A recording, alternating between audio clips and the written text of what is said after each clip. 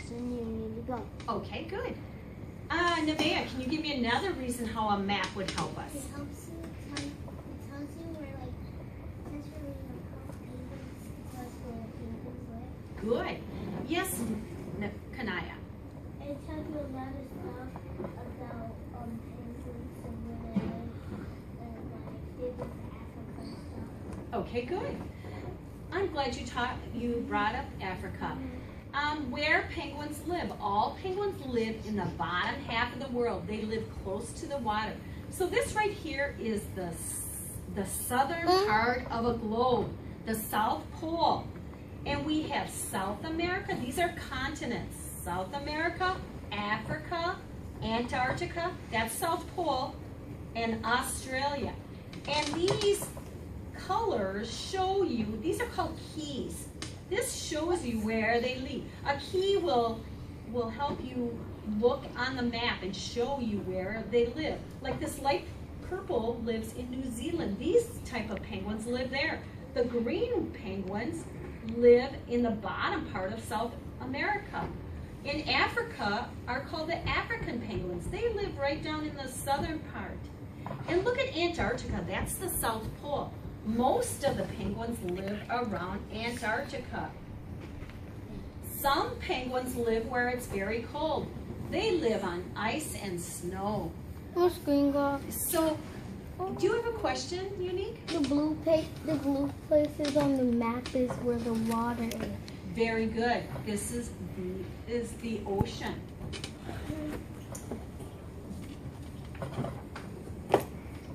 Some penguins live where it's warmer. They live on land. Who can tell me, by looking at the picture, who can tell me how the penguins live? How do they live? Do they, Jeray? They live in groups. Very good. They live in groups. They don't live alone. They need to live together. Samantha? Why do they have to live together? I don't have that question. That's a good question. Who thinks they know why they have to live together? Eduardo, did you have your own? Yeah, because they need families.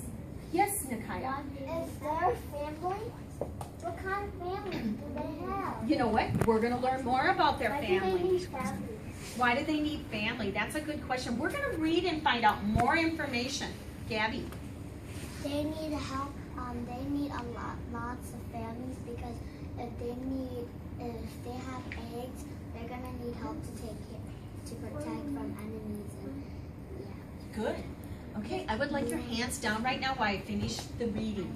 Penguins, eyes up here, please. You guys are being great listeners. Penguins live on beaches, on islands, and on rocks. Here's some more labels. Beach, island, rocks. This helps you understand what you're reading by looking at the labels and the pictures. Parts of a penguin's body. Penguins have flippers. They use their flippers to swim. This is a label. Some nonfiction books show arrows and point to, these are called the flippers right here. And what are the flippers used for, Trisada? What do they help the penguin do? Nikaya, do you know?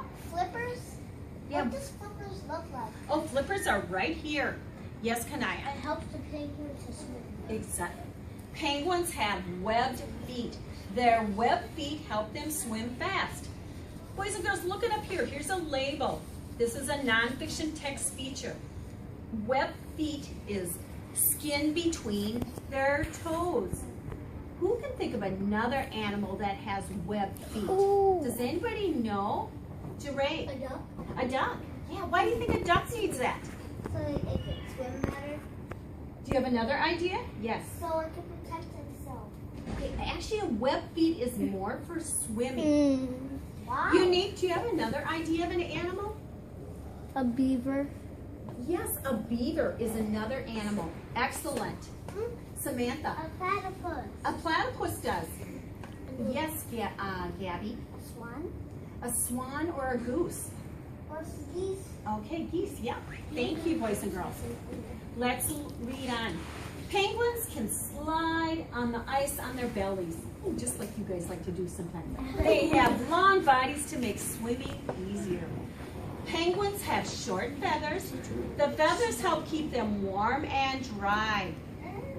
We're going to have our hands down right now while I continue reading. Baby penguins. Oh, here's our heading. This might help us understand why penguins live in groups. Mother penguins lay eggs.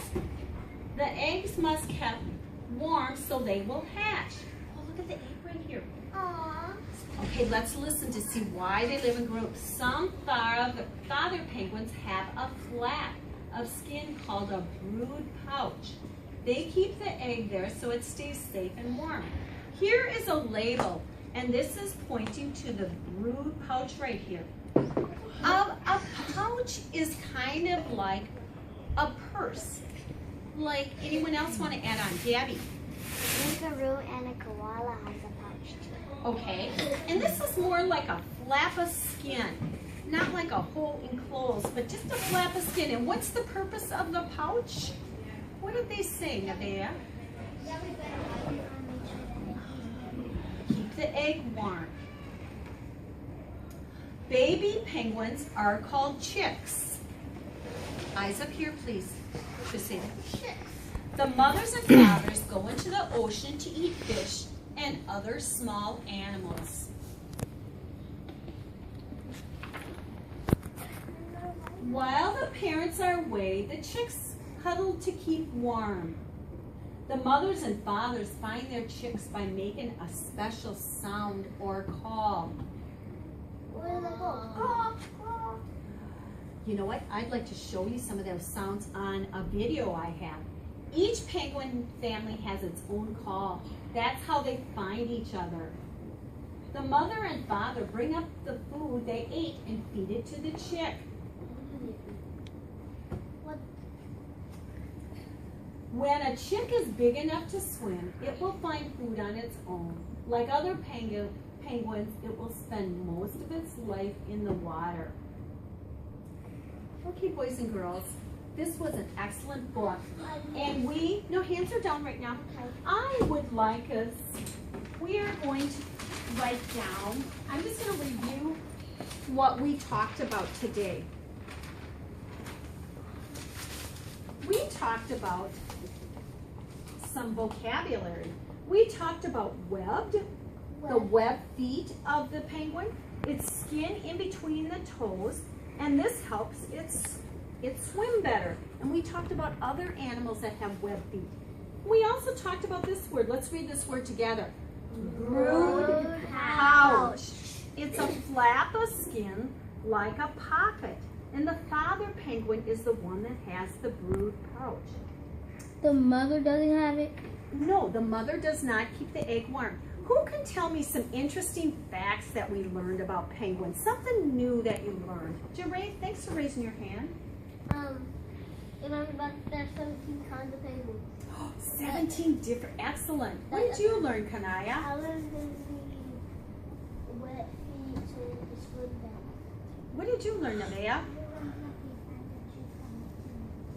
Okay, how about you, Gabby? I learned that the father chick has the pouch, the father has the pouch and the mother doesn't. Right, how about you, Elijah? I learned that the father takes care of the baby egg. Okay, good. Skylar, how about you? I learned that the penguins make a special sound and they don't make the same sound. Excellent. Boy, you guys were good listeners. You know, I wrote down some facts that we learned. We learned they cannot fly. There are 17 different kinds. Most of them live in the South Pole. They have flippers, they have webbed feet, and baby penguins are called chicks. And boys and girls, who can tell me, how did we use the nonfiction text features to help understand the book? Iman, what did we use in the book to help us understand what we read? Could you talk a little louder? The headings. And how do the headings help us, Iman? Talk a little louder, Iman. What do the headings help us do? Who can add on? Samantha, how do headings help us? It helps us what we want to learn. Yes, exactly. What else did we learn in nonfiction, Kaylee? What other feature did we use? We used headings. Anybody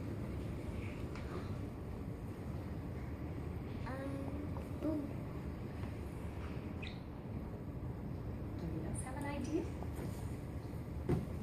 Kanaya? We use the map to see where the penguins live. Yes. Eduardo, what else did we use? Information.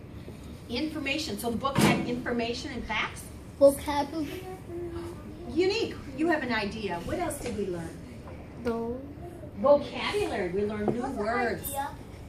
Okay. Skylar. We learned about labels. Okay, labels. And how do labels help us, Skylar? They help us.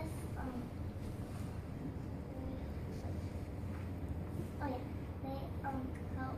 Labels are when you label something, when you know what it is. Oh, great idea. Gabby, last comment. We learned about contents that the contents is Continents? continents. Oh, the contents. Excuse me. Contents. It has what we're gonna learn inside the book. Okay, okay. I want to show you one other thing, boys and girls. Okay, what we're going to do today, boys and girls, look up here. I have a lot of nonfiction books. At your table, I'm going to put a set of books on each table.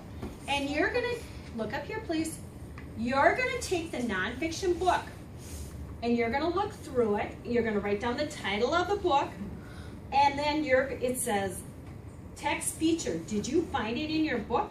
If you found a photograph, I want you to put a check. If yes, what pages? So I'd like you to put a page. If it has a table of contents, I want you to put a check and then write what page. I want you to use all these text features and check them. If they don't have it, that's okay. Also, boys and girls, some nonfiction books have glossary. Who remembers what a glossary is? Davis, do you remember what a glossary is?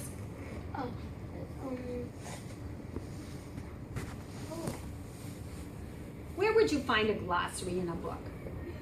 A glossary at the And what does a glossary tell us you need? more information about the animals.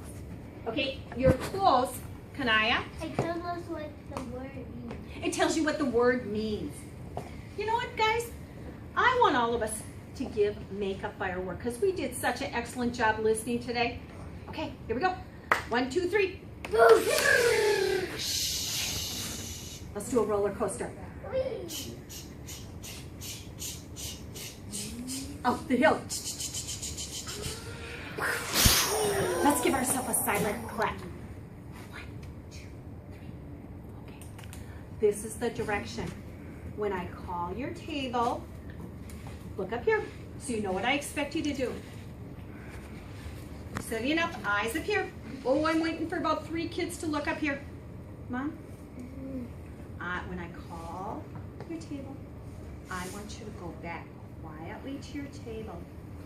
I will have my helpers pass out the papers. Who's the helper? And I will put the books on the table. Books?